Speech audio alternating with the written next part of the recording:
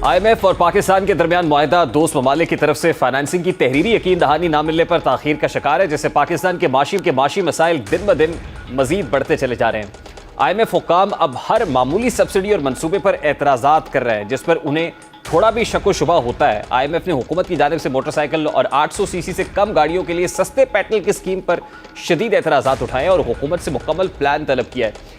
आलमी मालियाती इदारे ने सवालात उठाए हैं कि इस स्कीम के लिए कितनी सब्सिडी दरकार होगी, वो कहां से आएगी और इसके कितने कंज्यूमर्स होंगे, स्कीम में कितना नुकसान होगा। पाकिस्तान और IMF के दरमियान वर्चुअल राब्ता हुआ। इस दौरान IMF ने पेट्रोल पर सब्सिडी का नजर सानी शुदा प्लान तैयार करने पर जोर देते हुए गरीब तबके को ज्यादा मौसर टारगेटेड सब्सिडी देने की हिदायत की है। इस हवाले से वज़ीर ममलिकत बराए खजाना आयशा गौस पाशा ने कहा कि पेट्रोल की सब्सिडी मुकम्मल तौर पर डिजाइंड नहीं है, इस पर काम हो रहा है, इस पर मुकम्मल शफाफ निज़ाम की जरूरत है। IMF गरीब तबके को टारगेटेड सब्सिडी पर जोर दे रहा है। पेट्रोल पर सब्सिडी डिजाइन करके IMF को आगाह किया जाएगा। वज़ीर ममलिकत बराए खजाना आयशा गौस पाशा ने इजलास में IMF प्रोग्राम के हवाले से बात करते हुए बताया कि IMF प्रोग्राम की बहाली के लिए कई मुश्किल फैसले किए, ताहम IMF का एतमाद हासिल करने में वक्त लग रहा है। IMF से अगली किस्त मिलने वाली है, इसलिए परेशानी की जरूरत नहीं है। दोस्त ममालिक से फाइनेंसिंग के उसूल में पेशरफ्त हुई है और IMF पाकिस्तान के दोस्त ममालिक से फाइनेंसिंग की तस्दीक कर रहा है। अब ये जो एक्सटर्नल फाइनेंसिंग है, इस हवाले से IMF कह दोस्त ममालिक से राब्ता करें, उनसे ताबन मांगे और इस मकसद के लिए दोस्त ममालिक के साथ मुसलसल हुकूमत राब्ते भी कर रही है, लेकिन अभी तक को मस्बत जवाब नहीं मिल रहा। जब तक ये मस्बत जवाब नहीं मिलेगा, इस दस्तक से दरवाज़ा नहीं खुलेगा, तब तक गरीब आदमी को टारगेटेड सब्सिडी एक ख्वाब ही लगता है। अदलिया में वाज़ेह तकसीम और इस तकसीम का फैसलों पर असरअंदाज होना खतरनाक सूरत हाल इख्तियार कर चुका है। सियासतदानों के मोअज़्ज़ज़ इदारे के हवाले से शुकूक व शुबहात में हर गुजरते दिन के साथ इजाफा हो रहा है।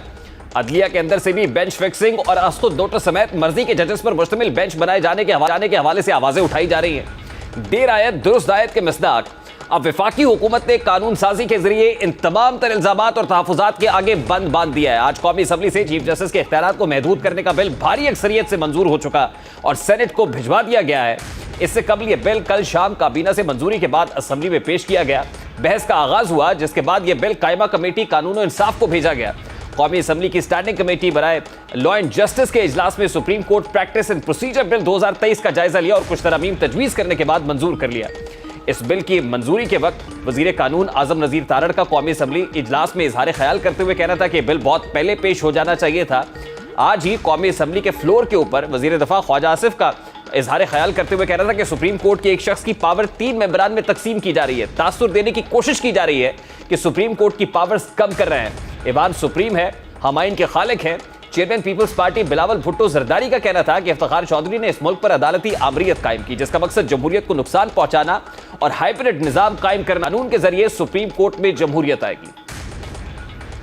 हमारे इदारे में बैठते हैं, इस मुल्क के फैसले करते हैं, स्ट्रेटेजिक एसेट्स बनाते हैं और आखिरकार वो स्ट्रेटेजिक एसेट्स हम सबके गले पर जाते हैं। सुप्रीम कोर्ट के जजेस को जो है एक शख्स से जो है उसकी पावर डिल्यूट करके उसको 3 बेंच के मेंबरान में जो डिस्ट्रीब्यूट किया जा रहा है, इसकी वजाहत की जरूरत है। बाज लोग जो है मीडिया पे और अदरवाइज जो है ये इंप्रेशन देने की कोशिश कर रहे हैं कि हम कोई सुप्रीम कोर्ट की पावर्स को यूजर्व कर रहे हैं। कथित तौर पे कोई यूजर्व नहीं कर रहे हैं हम सुप्रीम कोर्ट की पावर्स को। ये पूरी जिम्मेदारी के साथ फ्लोर ऑफ द हाउस पे कह रहा हूं कि ये कानून साजी जो है ये आईन पाकिस्तान के ऐन मुताबिक है। Supreme court practice and procedure bill 2023 के मुताबिक सुप्रीम कोर्ट के सामने हर मामले और अपील को कमेटी का तश्कील करदा बेंच सुने और निपटाएगा, जबकि कमेटी में चीफ जस्टिस और 2 सीनियर तरीन जजेस होंगे और कमेटी का फैसला अक्सरियत राय से होगा।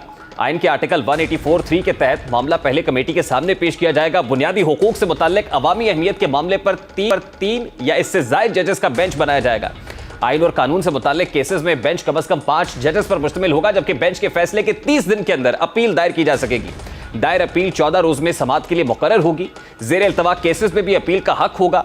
फरीक अपील के लिए अपनी पसंद का वकील रख सकता है। इसके अलावा हंगामी या अबूरी रिलीफ के लिए दरखास्त देने के 14 रोज के अंदर केस समाअत के लिए मुकर्रर होगा।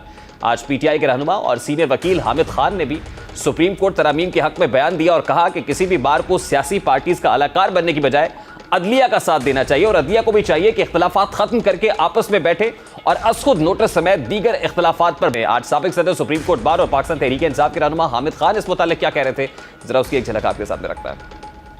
सुप्रीम कोर्ट की बिलखसूस इंटेग्रिटी और डिग्निटी में काम करें। हम सबके लिए मफाद में है। हम अपील करते हैं आप लोगों को कि आप लोग इकट्ठे हों। आपके व्यूज क्या है इसका आपको राइट है, हर जज को राइट है कि अपने इंटरप्रिटेशन दे आइन पर, कानून पर, लेकिन इख्तलाफात को बेहतर तरीके से भी निपटाया जा सकता है। मैं यही समझता हूं कि हमें अपील करनी है कि जज साहिबान आप इकट्ठे बैठे, आप आइन के मुहाफिज हैं, आप पर फर्ज है कि आइन के लिए आप एक दूसरे के साथ एक अभाव तहरीम का एक सिलसिला बनाएं और उसके नतीजे में कोशिश करें कि आइन का तहफ़्फ़ुज़ कर सके।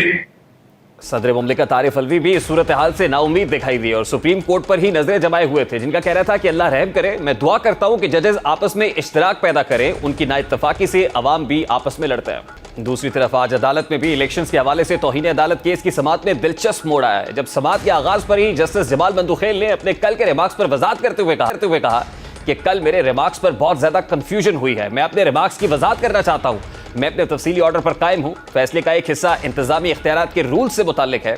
चीफ जस्टिस को कहेंगे कि रूल्स देखने के लिए जजेस की कमेटी बनाई जाए, जजेस की कमेटी इंतजामी इख्तियारात के रूल्स को देखे। फैसले के दूसरे हिस्से में हम 4 जजेस ने असखुद नोटिस और दरखास्तें मुस्तरद की हैं।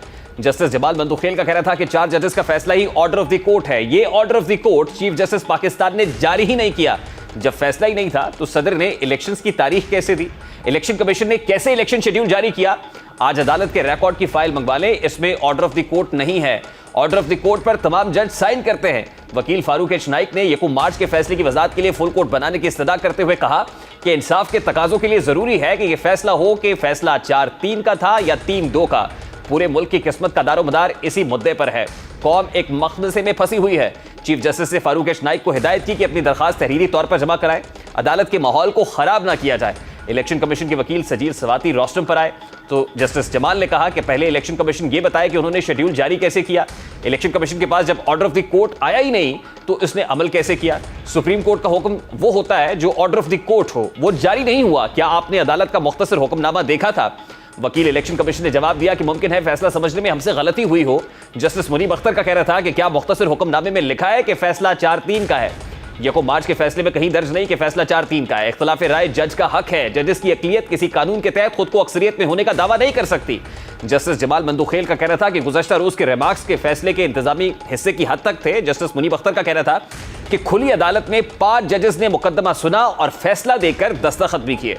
जस्टिस जमाल बंदूखेल ने कहा कि मुख्तसर हुक्मनामे में लिखा है कि इख्तिलाफी नोट लिखे गए हैं। इख्तिलाफी नोट में वाज़े लिखा है कि जस्टिस याह्या अफरीदी और जस्टिस अतर मिनल्ला के फैसले से मुत्तफिक है। क्या जस्टिस याह्या अफरीदी और जस्टिस अतर मिनल्ला के फैसले हवा में तहलील हो गए?